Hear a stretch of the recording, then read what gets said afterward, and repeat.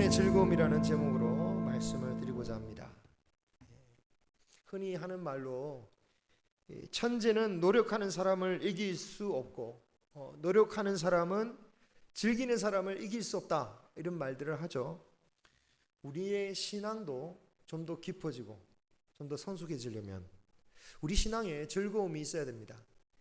만약에 우리의 신앙 가운데 즐거움이 없다, 그렇다면 우리의 신앙생활이 어떻게 되겠습니까? 믿지 않는 사람은 말할 것도 없습니다. 설사 믿음의 확신이 있고 천국에 갈 소망이 있는 분이라고 할지라도 그 신앙이 어떻게 되겠느냐, 이 말입니다. 의무적이 되고 형식적이 되고 마지못해 마치 민방위 예비군 참여하여 출석 부르듯이 그렇게 예배에 참석하게 될 것입니다. 그래서 요즘 교회들은 성도들이 교회에 와서 즐겁게 활동할 수 있는 그런 공간을 만들려고 많이 노력해요. 제 친구 중에 아주 크게 교회를 지어가지고 구경시켜준 목사님이 있는데, 그 교회를 가봤더니 각 부서들이 다 따로따로 만들어져 있더라고요. 유아실은 키즈 카페처럼 만들어졌고, 유초동부실은 실내 축구장처럼 만들어져서 인조잔디 깔려있고 축구장이 깔려있고, 중고동부실은 실내 농구장 또 실내 배구장이 되는 그런 공간으로 만들어 놓고, 또 대학 청년부실은 공연장실처럼 만들어 놨습니다. 그리고 복도에는 막 도서관처럼 만들어 놨더라고요, 교회를. 물론 그렇게까지는 아닐지라도 요즘 웬만한 교회들은 하나씩 교회 내에 카페도 만들어 놓죠. 이 카페들도 역시 비슷한 역할을 하는 것이라고 보여집니다. 분명 기왕이면 교회 안에서 이런 즐거운 활동, 즐거움을 찾는 것은 나쁘지 않은 것이라고 보여져요. 건강한 취미활동, 문화활동, 운동, 이런 것들은 얼마든지 권장할 만한 것이다. 가끔씩 제가 보는데 부끄러워하시는데, 뭘 부끄러워하시냐면 동양화를 이렇게 함께 보는 시간들 있잖아요. 일본의 동양화, 그걸 함께 이렇게 나누면서 교환하는 그런 시간을 보는데, 그것도 심한 내기가 아니라면 즐거움을 위해서 괜찮다라고 생각합니다. 하지만 이런 즐거움들의 한계는 분명히 있다라는 거예요. 상황에 따라서, 세월에 따라서 결국은 더 이상 즐기지 못하고 그 모든 즐거움이 빼앗겨지는 때가 온다라는 겁니다. 저는 작년 가을 초부터 운동 또 취미 삼아서 자전거를 타기 시작했어요. 제가 아침마다 복지관에서 참 열심히 운동하긴 했지만 얼마나 솔직히 답답하겠습니까? 똑같은 혼자서 이렇게 하는데, 그런데 자전거를 타러 나가보니까 그 전까지는 자전거 도로 사실 가보지도 않았는데 타보니까 얼마나 좋은지, 춘천에서 자전거 그거 비할 바가 안 되게 정말 너무너무 아름답더라고요. 공주도 가보고 또 청주 쪽으로도 가보고 대전 쪽으로도 가보고 세종 쪽으로도 가보고 얼마나 좋은지 정말 처음에는 환상적이었습니다. 그런데 타고 나서 한 달 정도 있다가 무슨 일이 벌어졌죠? 기억하시죠? 제 손이 부러졌어요. 한 6주 이상 손이 부러져가지고 자전거를 못 탔습니다. 그리고 손이 이제 나와서 타려고 하니까 엄청 추워지기 시작하는 거예요. 그래서 즐기기보다는 꾹 참으면서 정말 고난을 견디는 마음으로 자전거를 탔습니다. 타면서 그래, 여름 되면 그래도 여름이면 더운 건 괜찮겠지 라고 하면서 타봤더니 벌써부터 여름이 겨울보다 더 무섭다. 너무 더워가지고 막 가다가 졸려가지고 너무 더워가지고 힘들고 막 그렇더라고요. 얼굴도 새까맣게 타고. 참 결국 자전거 타기 제일 좋은 때는 봄, 가을인데, 이 또 봄, 가을은 얼마나 짧습니까? 어쩌면 인생도 이와 비슷한 것 같아요. 우리는 언젠가는 즐거운 시절을 보내고 싶은 마음, 언젠가는 행복한 시절을 꿈꾸면서 정말 한평생 소망하고 기대하고 노력하면서 살아가고 있지만, 가만히 보면 이 마음 편히 즐기는 시간들은 참으로 짧은 것 같아요. 물론 설사 충분히 누린다고 할지라도 그 즐거운 시간들은 언제나 빨리 지나가고, 그리고 그 끝은 항상 허무하더라라는 것입니다. 만약에 우리가 이런 즐거움들로 신앙생활에 만족한다, 그러면 솔로몬이 고백하듯이 결국 그것도 역시 허무한 인생이다라고 할 수밖에 없는 거겠죠. 오늘 말씀에서 우리가 찾아야 할 즐거움이란 것은 이런 것이 아닙니다. 우리 믿는 사람들이 찾아야 될 즐거움은 절대로 허무해지지 않을 그런 즐거움이에요. 빼앗기지 않을 그런 즐거움이다라는 겁니다. 어떤 즐거움입니까? 그것은 바로 구원의 즐거움입니다. 하나님으로부터 받은 그 무한한 사랑, 그 사랑을 깨닫고 그 사랑에 인하여 감격하고 기뻐하는 그런 즐거움이 있는 신앙, 그리고 또 그 사랑에 나도 감동해서 그 주님을 생각하면 나도 너무너무 기쁘고 감사하고 그 주님을 사랑하는 그 즐거움이 있는 신앙, 그리고 영원한 하나님 나라와 구원의 상을 약속받음으로 인해서 죽음조차도 빼앗을 수 없는 그 즐거움을 누리는 신앙을 우리는 가져야 된다는 거예요.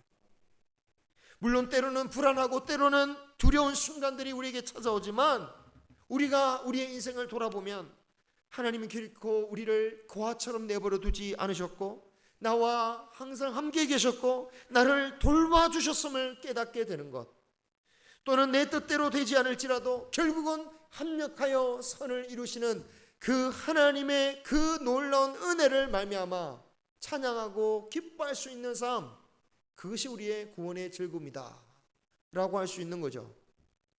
이런 구원의 즐거움이 있을 때에 우리가 이렇게 앉아서 하나님의 말씀을 듣는 것도 즐거워집니다.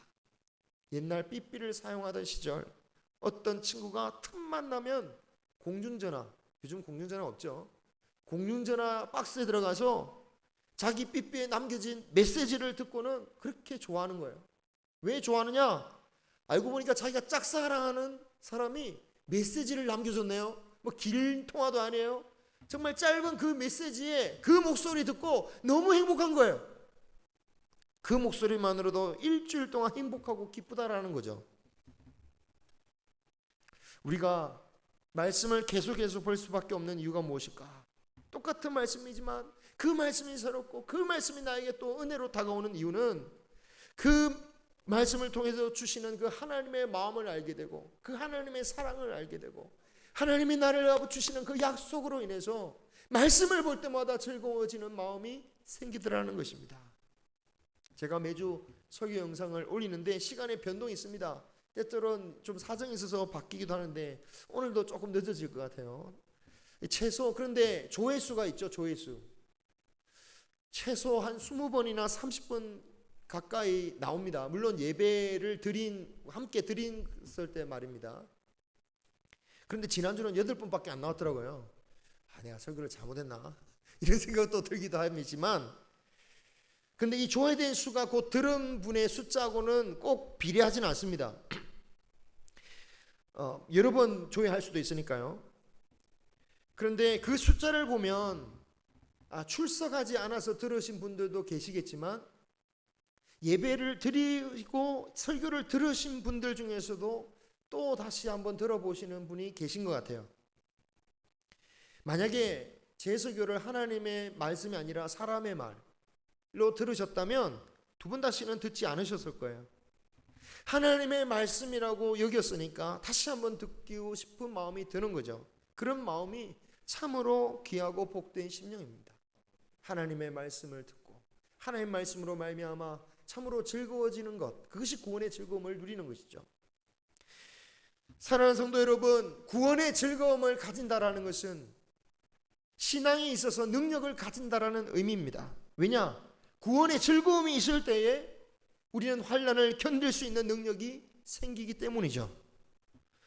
바울은 복음을 전하다가 수없는 고난과 괴로움을 당했지만 그 구원의 일에 참여함으로 자신은 기뻐한다라고 고백했습니다. 베드로는 망설임 없이 그 제자들에게, 교회들에게, 성도들에게 그리스도의 고난에 참여해라. 왜? 그 참여함으로 즐거워해라.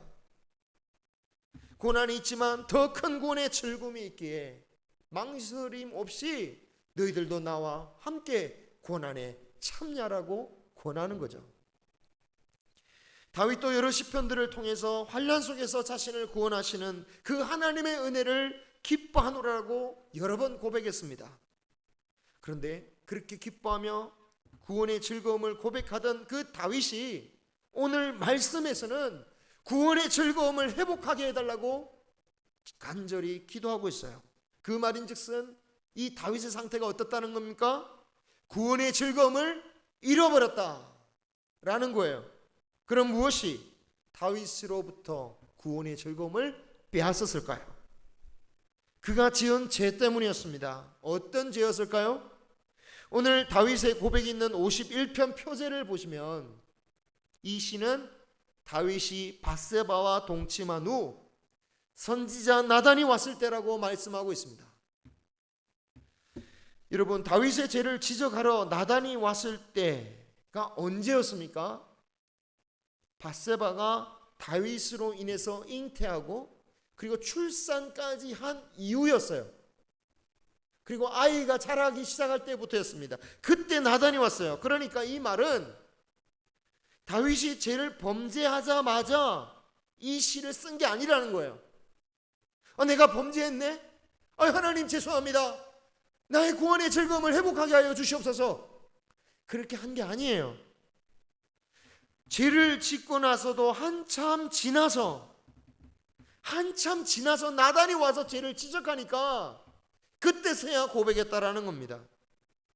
막상 죄를 짓고 나서는 그는 자신의 상태에 대해서 몰랐던 거예요. 그런데 나단이 와서 모질게 죄를 지적하고 무서운 심판을 예언하니까 자신의 상태를 깨닫게 되고 그제서야 하나님께 무릎 꿇고 회개하였던 것입니다. 그렇다면 나단이 오기 전까지, 즉 죄를 깨닫기 전까지, 그가 회개하기 전까지 다윗은 어떤 모습이었느냐? 다윗이 나단의 이야기에 처음 이야기할 때 반응하는 모습을 보면 알 수 있어요. 나단 선지자가 처음부터 다윗의 죄를 지적하지 않죠. 마치 다른 사람의 일인 것처럼 다윗에게 보고를 합니다. 어느 부자가 자신에게 수많은 양이 있음에도 불구하고 가난한 자가 애지중지 자신의 딸처럼 기르는 그 단 한 마리밖에 없는 그 어린 양을 그 부자가 죽여서 손님에게 내주었다. 그러니까 다윗이 분노합니다. 죽을 죄를 지었구나. 어떻게 그럴 수가 있느냐. 내가 심판하겠나라고 막 화를 내요. 왜 다윗은 화를 냅니까? 왜 화를 낼 수 있는 거죠? 화를 낼 수 있는 이유는 단 한 가지예요. 자신의 죄를 깨닫지 못하니까, 내가 그런 죄를 저질렀다고 생각하지 못하니까, 다른 사람의 죄라고 생각하니까 분노하고 있는 것입니다. 죄는 다윗을 속이고 있는 거예요. 자신을 정한 영, 자신을 정직한 영으로 생각하고 있게 만드는 거예요. 그런데 죄를 깨닫고 보니까 자신의 영혼이 어떤 상태입니까? 정하지 않은 거예요. 정직하지 않은 거예요. 그래서 10절에 내 속에 정한 마음을 창조해 달라고, 정직한 영을 새롭게 해달라고 기도하고 있습니다. 죄를 깨닫기 전에는 자신이 죄 가운데 있다는 것을 알지 못하는 거예요. 그러니 구원의 즐거움이 있겠습니까? 구원의 즐거움이 이미 사라졌다라는 것을 죄를 깨닫고 나서야 알았다라는 거죠. 왜 다윗은 자신의 신앙 상태에 대해서 몰랐습니까? 왜 자신에게 죄인의 그 구원의 즐거움이 없다라는 사실을 알지 못했을까요? 왜냐? 구원의 즐거움 대신 세상의 즐거움으로 만족하는 삶을 능히 살 수 있었으니까요. 마음은 기뻤다라는 거예요. 즐거웠다라는 거예요. 그래서 우리는 하나님이 주시는 즐거움, 그리고 세상이 주는 즐거움은 우리가 분별할 줄 알아야 된다는 거예요. 세상의 즐거움이 나쁘다는 게 아닙니다. 물론 나쁜 즐거움도 있죠. 제가 말하는 세상의 즐거움은 아예 그런 걸 배제합니다. 배제하겠습니다. 우리가 생각하는 건전한 즐거움들이에요. 다만 아무리 건전할지라도 그 세상의 즐거움으로 구원의 즐거움을 대체하지 않도록 해야 된다라는 겁니다. 교회 안에서 얼마든지 우리는 세상에서 즐기는 건전한 문화 교제를 이룰 수 있습니다. 함께 운동하고 함께 여행하고 함께 식사하면서 얼마든지 나눌 수 있어요. 하지만 그것으로 교회가 서느냐? 그것으로 교회가 되는 것은 아닙니다. 바람이 불고 풍 빠지면 다 사라지는 거죠. 없어지는 겁니다. 고린도에서 바울이 말씀한 것처럼 바울이 털을 쓰고 그 위에 풀이나 금이나 은이나 그 모든 것으로 세운다 할지라도 반드시 시험이 올 때가 있는데, 교회가 예수 그리스도 그 구원의 즐거움으로 서지 못하면 어떻게 됩니까? 하나도 남지 않는 거예요. 교회가 하나도 남지 않는 거예요. 이 구원의 즐거움이 교회나 성도에게 얼마나 중요한가는 다윗도 죄를 깨닫고 나서야 아주 뼈저리게 느끼고 있다는 것을 볼 수 있습니다. 그의 기도의 내용을 보면 알아요. 11절에 보시면 어떻게 기도합니까? 나를 주 앞에서 쫓아내지 마시며 주의 성령을 내게서 거두지 마옵소서. 여러분, 신학적으로 따지자면, 우리가 듣는 항상 교리로 따지자면 이런 고백이 이상하게 들리지 않으십니까? 아니, 구원의 즐거움을 달라고 하시면서 어떻게 나를 쫓아내지 말아달라고까지 기도하시나? 너무 과한 기도 아니냐? 네게 구원의 즐거움이 없다고 해서 성령을 거두지 말라라는 그런 기도를 할 수 있는가? 여러분, 다윗은 구원의 즐거움이 회복되지 않는 것은 마치 어떤 상태와 같다라고 여기는 겁니까? 마치 내가 주 앞에서 쫓겨난 것 같은 상태였구나라고 느끼고 있는 거예요. 마치 성령이 내 안에 계시지 않는 것처럼 느껴진다라는 것입니다. 그러니 구원의 즐거움을 회복하지 못하는 것은 참으로 신앙이 있어서 굉장히 심각한 문제다라는 것을 다윗은 지금 이 고백을 통해서 보여주고 있는 겁니다. 물론 우리가 분명히 해야 할 점이 있죠. 비록 다윗이 이렇게 기도했지만 주님께서 나를 쫓아내시거나 성령을 거두시는 분이시냐, 그 말을 하는 것이 아닙니다. 다만 내가 주님으로부터 떠나는 것이죠. 아니, 주님, 그 죄로 인해서 주님과의 교제가 어떻게 되는 겁니까? 끊겨져 버리는 거예요. 내 안에 계신 성령님으로부터 내가 듣지 못하고 그분과 교제하지 못함으로 즐거움을 누릴 수 없는 상태가 되어버린다는 것입니다. 성경은 성령이 우리 안에 있을 때에 즐거움이 동반된다라는 사실을 증거해요. 말씀을 보겠습니다. 사도행전 13장 52절에 같이 읽겠습니다. 제자들은 기쁨과 성령이 충만하니라. 아멘. 여러분, 이때가 언제냐면 바울이 안디옥에서 복음을 전할 때에 유대인에게 쫓겨나는 상황이었어요. 세상의 기준으로 보면 사역을 실패한 겁니다. 기뻐할 상황이 아니라는 거예요. 하지만 주님 안에서 보면 그들의 사역은 어떤 겁니까? 승리한 거예요. 결과가 어찌 됐든. 왜? 그들이 주님의 말씀에 순종해서 주의 말씀을 증거했으니까 주님의 기준을 보면 이들의 사역은 성공적인 거예요. 그것만으로 하나님의 백성답게 산 것을 그들이 인정받은 것이고, 그렇기 때문에 그들 안에 무엇이 충만합니까? 성령이 충만하다. 그러니까 그 성령으로 인하여 충만하니 그들이 비록 사역에 실패하였어도, 쫓겨나면서도 그들 안에 뭐가 가득한 거예요? 기쁨이 가득한 거죠. 또 데살로니가 전서 1장 6절 말씀 보겠습니다. 바울이 데살로니가 교회를 향해서 이렇게 말씀하시는 거예요. 같이 읽겠습니다. 시작. 또 너희는 많은 환난 가운데서 성령의 기쁨으로 말씀을 받아 우리와 주를 본받는 자가 되었으니, 이렇게 칭찬하는 거예요. 데살로니가 교회 너무 본이 된다. 여러분, 우리는 환난이 올 때 어떻게 생각합니까? 환난이 왔으니까 시험에 드는 게 당연하고, 환난이 왔으니까 불행해하는 게 당연한 것이고, 환난이 왔으니까 절망하는 것이 당연하다라고 생각하고, 사업이 망했으니 우리는 당연히 비참한 게 아니냐라고 할지 모르겠지만, 오늘 이 데살로니가 교인들은 뭐라고 하고 있습니까? 오히려 다른 사람이, 성령님이 그들에게 성령이 있으니까 성도가 기쁨으로 말씀을 받게 되고, 오히려 그로 인해서 그들의 환난을 통해서 더 많은 주변의 교회들과 성도들에게 믿음의 본이 되었다라고 말하고 있는 거죠. 데살로니가 교회와는 반대로 고린도 교회에 대해서는 고린도전서 3장 16절에 이렇게 책망합니다.